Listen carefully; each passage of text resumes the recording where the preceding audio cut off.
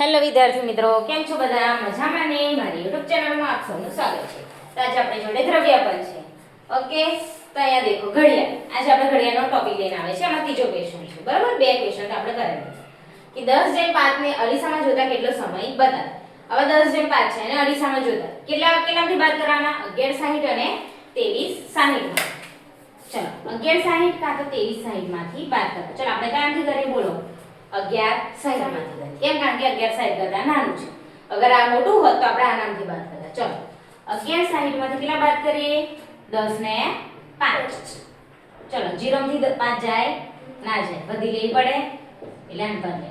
10 માંથી 5 જાય તો 5, 5 માંથી 0 જાય તો 5, 1 માંથી 0 જાય તો 1, 1 માંથી 1 જાય તો 0.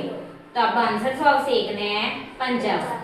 અરીસામાં જો તો કેટલો સમય બતાવશે? 1 ને 55. જો બતાવવું હોય તો આવી રીતના બતાવે.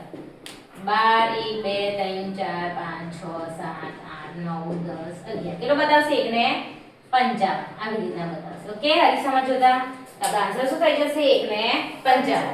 11:60 માંથી બાદ કરો. ઓકે ઓકે વિદ્યાર્થી મિત્રો, જો તમને અમારો વિડિયો ગમે હોય તો લાઈક શેર અને સબસ્ક્રાઇબ કરજો. મળીએ નેક્સ્ટ વિડિયોમાં. Bye bye.